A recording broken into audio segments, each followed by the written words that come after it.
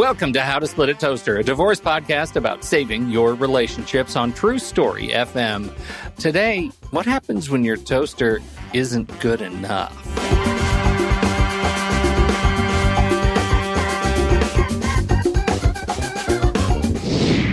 Welcome to the show, everybody. I'm Seth Nelson. As always, I'm here with my good friend, Pete Wright. Today, we're talking about imposter syndrome in your divorce. What does it mean to see yourself as an imposter? You start to doubt your own abilities and decisions. You'll struggle when it's time to assert your own rights and needs. You'll find you lack confidence in negotiating and making decisions. This week, attorney and fellow podcaster Lauren Abrams joins us to tell her story of 52 weeks of hope and how overcoming imposter syndrome can lead to freedom from stress, anxiety, and fear. Lauren, welcome to the Toaster. Thank you so much. It's great to be here. We're so glad you're here, and I feel like this is a good conversation. Because you're a lawyer and a podcaster. That's very exciting. Sounds but strangely familiar. It's weirdly familiar. It's eerie silence in the room. I want to talk about how you feel about yourself can impact your divorce, and you actually had brought this question, like, to talk about imposter syndrome and how living in this state of imposter syndrome can impact the way your divorce plays out. Can you introduce us to the topic and kick us off? Sure. Well, imposter syndrome is when you feel like you're a fake or a fraud, like you're going to get found out. And it's really fear. And you have to feel the feelings. If you don't feel your feelings, it's going to come out someplace else. And it could come out just like stress. It's going to come out in your body someplace. There's all kinds of studies and everything else that show that if you don't feel your feelings, it'll come out in some other manner. And usually in a negative manner, right, yes, Lauren? It's definitely never a healthy manner. Oh, no, definitely not. It's stuffing your feelings, all that stuff. I didn't grow up talking about my feelings. I still have to Google feelings list and go, yeah, it's that one sometimes. Well, here's the thing. Like when you talk about imposter syndrome, this whole idea of feeling like an imposter when you start to doubt your own abilities, you doubt your own ability to exist in your skin and do the things that are being asked of you. I look at, first of all, just in the space of vulnerability for the two of you, I have never looked at a lawyer and said, man, I'll bet they really feel imposter syndrome at any given point. It feels like if you really are able to internalize imposter syndrome, you don't become a lawyer. Do you guys feel that way? That's such a good question, because I can remember practicing a good 10 years, walking down a corridor of a courtroom and thinking, look at all these people. They think I'm a lawyer. I am a lawyer. I went to good law schools. I put myself through school. And yet I think I've got them fooled. Like, what? Even when I started my podcast a couple of years ago, I can remember being on a Zoom for a legal reason and thinking all those little squares, you can tell when people are on their phone and two little squares talking to each other. I think they're talking to each other. Who knows who they're talking to? And I'm like, they're thinking about me. They're talking to each other going, did you hear? Lauren started a podcast. Who does she think she is starting a podcast? When I became that person, thinking people are talking about me, and everything else, that's imposter syndrome. And eventually I realized nobody's talking about me. Nobody cares that I started a podcast, and it has nothing to do with my legal profession, by the way, at all. And, nobody is talking about you at all. You have to feel the feeling, walk through it, and keep going. So the whole thing, and with a divorce, I'm sure Seth will talk about this more than anyone else. When you think, well, I won't be able to do that. Yes, you can. On that point, Pete, I'm going to let out a big secret here. Do it. People in the general public think lawyers are smart. I assure you, that is not always the case. Yeah. If you want to be a lawyer, there is a law school that will take your money, and you will go to law school, and then you will take a bar exam prep course, and you will pass the bar. Well, I could top that. People think judges are smart. My biggest disappointment in law was judges. That's fascinating. Well, I think that's really important. And I think it's important to get it out early that what we're talking about here is not a legal thing. It's not it's not an inferiority thing. It's a human thing. So I've written a lot about it. There's a quiz on my website. I don't think you need a quiz. You know when you've got it. You feel like you're going to get found out. It's a feeling. Michelle Obama talks about it. Meryl Streep said no matter what movie she made, every time she'd make a new movie, she thought, now they're going to find out I can't act. Maya Angelou used to talk about it when she was alive. I mean, very high performing women talk openly about it. Sheryl Sandberg, in her book, she talked about it. You're in a very good quality of people if you're feeling like that. Yeah. So my question then comes down to, from your perspectives, how does imposter syndrome, how can you as a divorcing couple, let's say, or divorcing individual, how can imposter syndrome impact your divorce and what you're trying to accomplish? I mean, I think it would come into play into anything you're doing.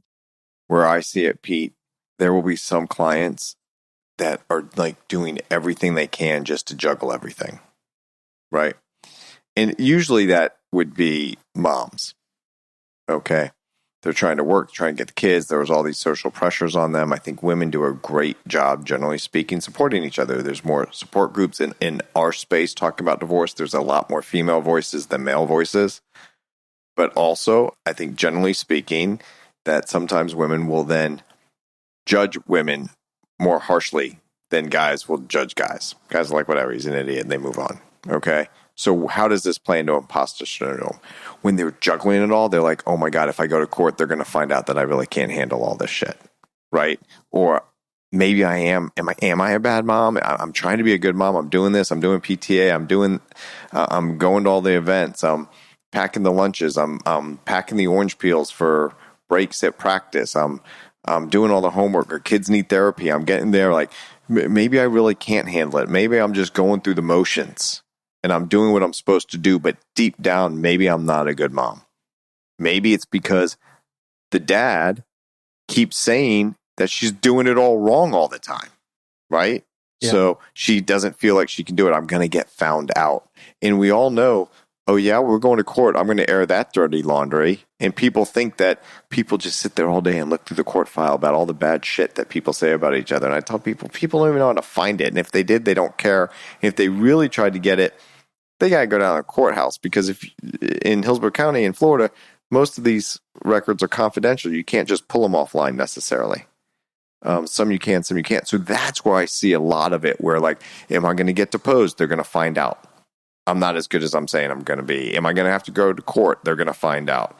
What am I going to tell my lawyer about this? Because if I tell my lawyer, oh my God, is he going to represent me? Is she going to represent me? If they know that I don't think I'm that good, well, how does that play? It's so fear-based. Yeah.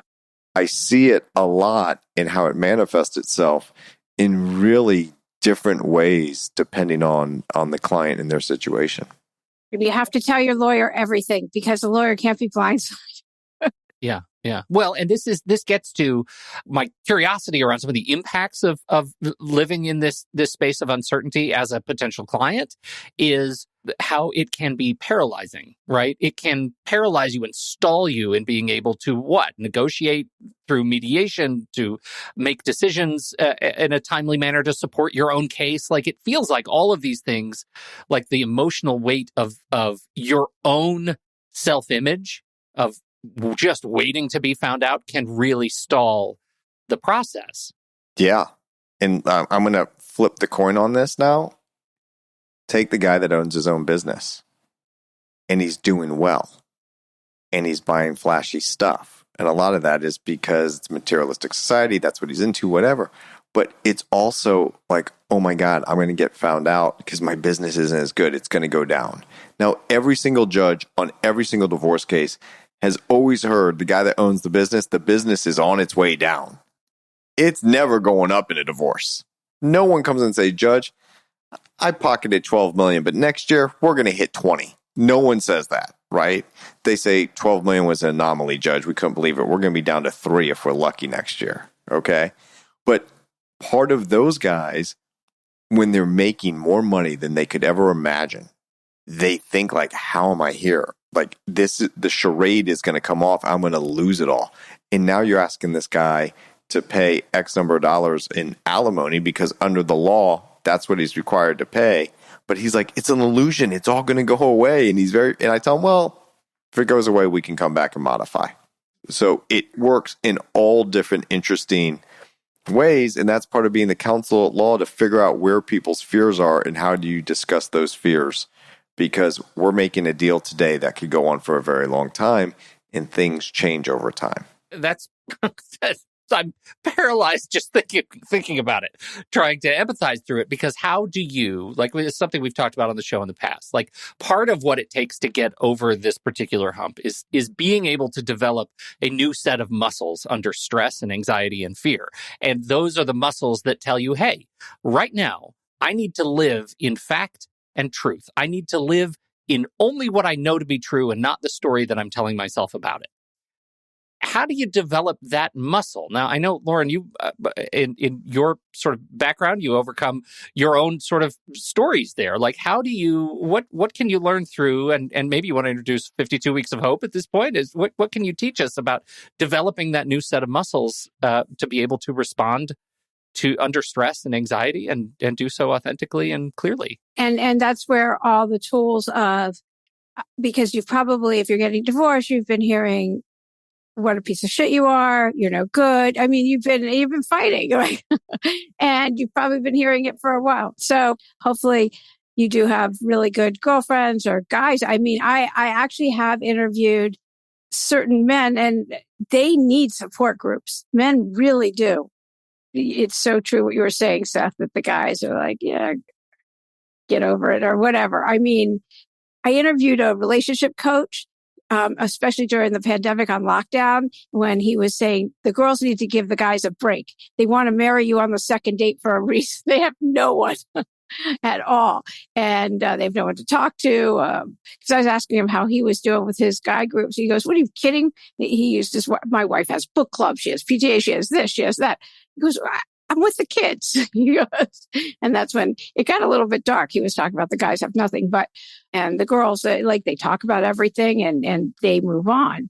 So it's sort of natural, they like naturally fostering community. And it's so true. I like to think that next generations, the guys aren't like that. I see my son and they seem to talk a lot more, but I don't know. It depends on the person. Anyway, there's a lot of tools you can do. One really simple, is affirmations. You feel like an SNL skit, but really looking in the mirror and telling yourself how great you are, it works. There's a reason people do it. It goes back to Louise Hay is what I know it from. Looking in the mirror and saying, I love you. I'm great. I am a worthy person. It may sound however it sounds, but they work. Well, let's talk about that. I like to hit these like uncomfortable stuff for people saying, really, does that work? It works. It's okay to give yourself compliments. You will beat yourself up all the time over stuff that you are being critical of yourself on. And I don't know why I keep saying the flip side of the coin today, but the flip side of that coin is, then why is it weird to give yourself a compliment? That's such a good point. I'm going to steal that. You know what? I've never actually said that. I talk about affirmations all the time. I never talk about how it's perfect. It's okay. I mean, Lauren, Pete's skin is crawling. When you compliment something I say, Pete hates it. Sorry, Pete. It does, but you know what? That's 100% projection, because as you're talking about this, I realize how shitty I am at taking compliments. Like, I can't do it. So how could I possibly give myself a compliment? I can't stand it when other people talk about me like that, right? For the next 24 hours, see if you can give yourself 10 compliments. But it's looking in the mirror and not saying, oh, I have wrinkles here next to my eyes. It's not looking at, for me, my hair. Like, why is my skin stained like that? That's weird. Like, sunspots. I can do that all day long. It's none of that. It's looking in your eye out loud saying, I love you. I am a worthy person. You know, whatever it is that you, wherever you need it. And first, you have to notice the negative self-talk. It's really important the first step is noticing the negative self-talk. I started doing this on small stuff. I mean, I wouldn't even say like I'm worthy, like these kind of what I would say generalized statements. I would say stuff like, man, that was a really nice omelet I made my son today. Is that simple as it is? Like, and I would ask him, like, how's that? I was like, Dad, it's really good. And I would think to myself, that was a good omelet. I made a good omelet. And that's like I remember this from years and years and years ago when he was little and I was trying to put nice food on the table because I wasn't a good cook. I hadn't really cooked. I hadn't learned to cook. But every meal I put on that plate for that kid, and he was 3.5, 4 years old, I made it look fun. I would cut up the apples and put it around the outside of the dish, right? It's just cut up apples.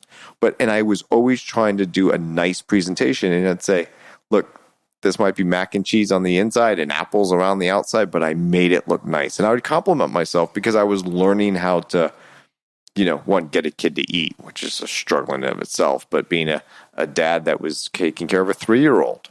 And I was like, okay, I'm on, got to put on meals on the table. So giving those little compliments to yourself, I think helped build my own confidence and realize I can do this.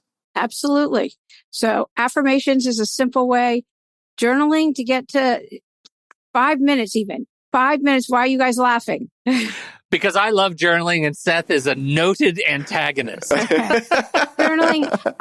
The best tools of all are journaling and meditation. So I'm just going to get those out right away. If you guys want to laugh, go, No. I'm all on board that train. Journaling and meditation are the best tools of all.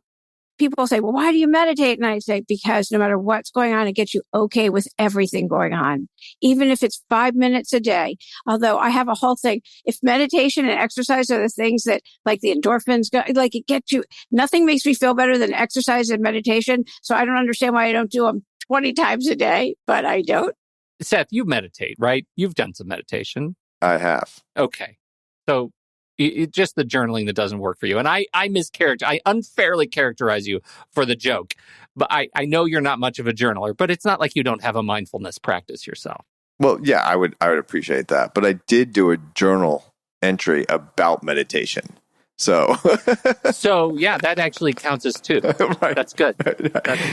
So Lauren, our laughter is that Pete's an excellent writer and he enjoys journaling. He really believes it. And that's just not how I get my emotions out. And so that's why we were laughing. But we certainly agree that it's a great form of exercising your brain and to get things out. And emotionally, it's very healthy for you. I'm not distant. I'm just saying it's not my thing. Yeah, no. I want to just add one thing to journaling in terms of a journaling practice. Mm-hmm. And I'm thinking about it because of the subject of imposter syndrome and developing muscles. Like developing these new sort of emotional muscles takes practice. And there is something to when I started using a template, right? I have this little keystroke template tool that I just type a few keystrokes and it gives me essentially a list of questions to answer every day. Just like 3 questions that I can address every day. So I'm not completely free-forming it. I can actually put some thought into the things that are giving me trouble today. And if I'm living in a space of imposter syndrome, I can really see the benefit of saying, like, how are you showing up authentically? Giving yourself that compliment of the day in the form of a journal to see how you trend over time. I'm huge on tracking trends. I love seeing that about myself. I wear the Apple Watch. I do the thing. I track the health data. I track the meditation data. I love that stuff. And there is really something to watching yourself through the artifact of your past journals, develop the ability to talk to yourself more effectively over time. Am I just does that make any sense at all? It made total sense, completely. And if somebody isn't journaling and you want to get to the truth of something, write a question at the top of the page and then handwrite it out. They say handwriting is going straight from the heart through the pen to the paper to get to your answer. So that's a good way to get just to your truth. If you're beating yourself up and you need to get some self-worth, the truth is you're great. And if there's something you really want to do, everyone has their own unique handprint. Nobody can do what you can do the way you can do it. So the imposter syndrome, it's not true. Anytime you're going to start doing something new, be it a divorced parent or, go after some goal or dream you really want to do, imposter syndrome is going to rear its ugly head and tell you, who do you think you are doing that at some point?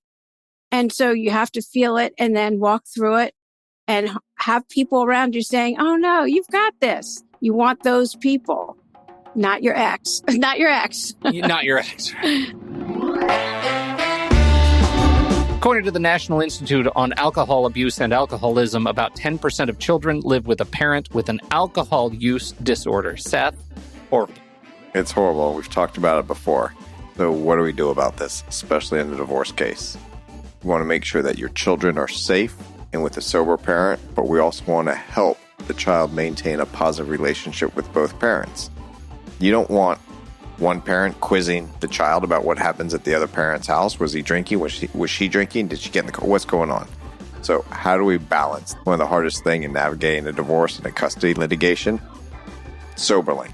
What is Soberlink? Soberlink is a device. Looks like a breathalyzer, but it's more than a breathalyzer. It measures your alcohol in your system at just the right time. When you are about to drive with your kids, when you're doing the drop-offs, when you're doing carpool, whatever the case, if you want to share real-time data of your experience and not experience with alcohol at just the right time, you use Soberlink. Little device. It has a facial recognition camera on it, so it absolutely knows that it's you blowing into the device at when you blow into it. There are two models. One is cellular, so it can just send your data off without the need of a cell phone. The other is a Bluetooth connection to your phone, requires your phone to work. Either case, you're getting real-time data about your use of alcohol when you need it. And that data goes straight to your co-parent. So if you blow into that device and it comes up that you have a blood alcohol content higher than you're supposed to have or any at all, they're allowed to come get the kids. Why? Keep them safe. But more importantly, when you blow into that device and it shows 0.00, that's going to hold up in court. You're going to say, look, I'm with my kids, I'm not drinking. And then you're going to move forward and do what's really important. That's spending time with the kids. So you can sign up, receive $50 off your device. Just visit Soberlink.com/toaster. We really appreciate Soberlink sponsoring this show. There is a body of people that individually, when you talk to them, they will tell you that they dealt with imposter syndrome, and it's people in our Congress. People that get elected to the House of Representatives, when they first get there, it's not uncommon to think, oh my God, what am I doing here? Yeah. What did I think I am?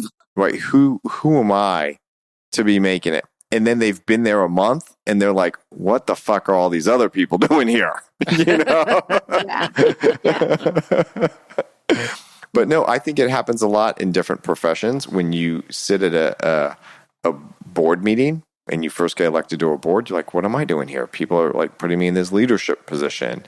If you're in any new endeavor, even if you just got a job, you're like, oh my God, like, really? They're paying me this? And like, it happens. It happens a lot. And because we can be so critical of ourselves, it is, I think, more prevalent in our society and isn't talked about as much as it should be. That's very true. And people are so afraid to make a mistake. And I think it was Einstein, and I could have this wrong a little bit, but he basically was in front of a class and he added a very long series of numbers together and he was just rattling them off. And he did this by design. And then he said, 1 + 1 is 3. And everybody talked about how he missed 1 + 1 is 3, right? It was the wrong answer. Should have been 2, obviously. But no one talked about the complicated ones that he did right. We always point out the negative, and you do that in yourself. And that builds to this imposter syndrome. Yeah.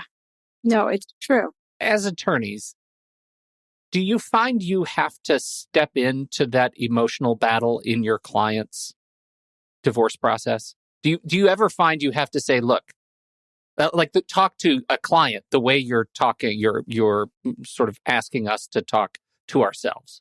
Oh, I've had clients that have listened to the podcast and they say, well, Seth, I feel like I know you. I know your voice. I know what you're going to say.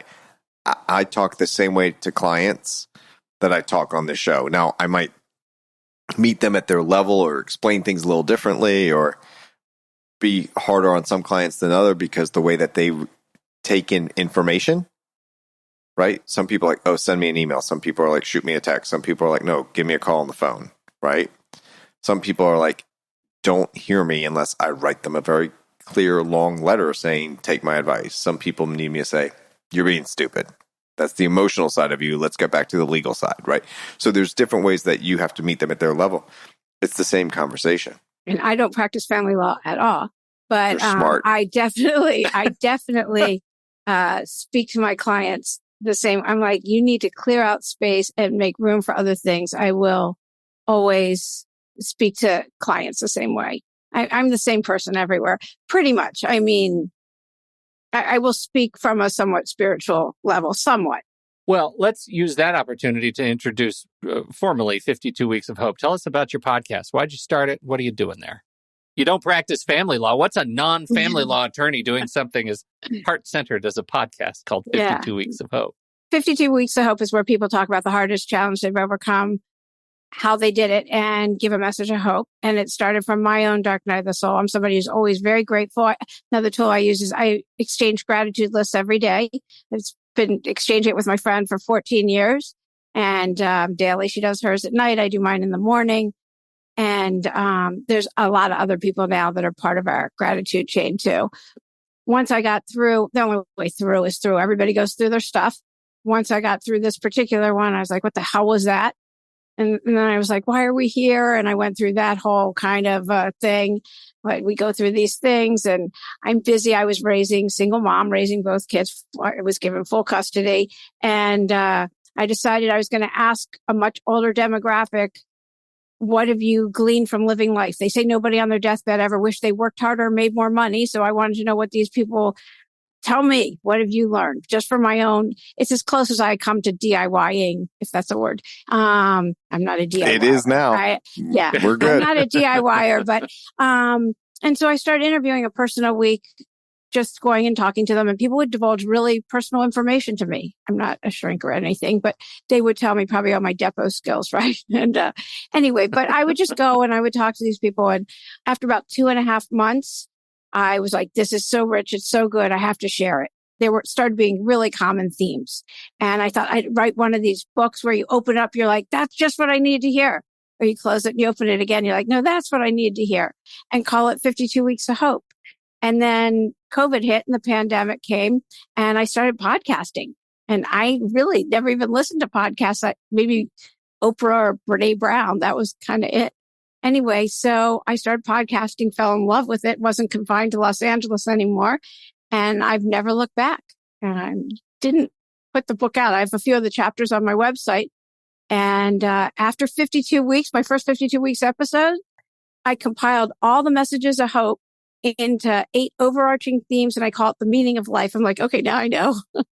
So that is the podcast. And now I'm a couple years in. Yeah, I was going to say, you really have screwed up the podcast name. Right? I mean, 126 Weeks of Hope doesn't have the same kind of ring to it, but there is a rich bounty of interview material in this show. And congratulations on a healthy, long run. Thank you. Of great interviews. It's great to have. It's always great to have other podcasters on the show, but particularly attorney podcasters. Pretty rarefied air. I'm just a little worried the next time I listen to your podcast, it's going to be Pete talking about how he had to deal with me and how to get over it. Yeah.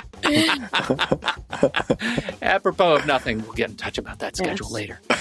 Hey, this has been really great. Well, so we'll put the link to the podcast in the show. And your website you want people to visit? Yeah, everything's on the website. It's 52weeksofhope.com, the number 52. Very easy. And right now we're offering free clarity and confidence boost sessions. So, and there's a clarity and confidence growth scorecard on there too. A little checklist of things you can do over 21-day period. There you have it. 52 Weeks of Hope, number 52. Check it out. Thank you so much, Lauren, for your participation today. And thank you, everybody, for downloading and listening to this show. Give yourself some compliments. Look yourself in the eye, in the mirror. Give yourself some compliments, and then go journal about it.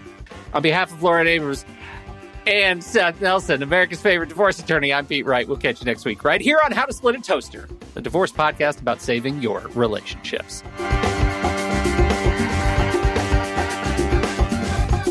Seth Nelson is an attorney with NLG Divorce and Family Law with offices in Tampa, Florida. While we may be discussing family law topics, How to Split a Toaster is not intended to, nor is it providing legal advice. Every situation is different. If you have specific questions regarding your situation, please seek your own legal counsel with an attorney licensed to practice law in your jurisdiction. Pete Wright is not an attorney or employee of NLG Divorce and Family Law. Seth Nelson is licensed to practice law in Florida.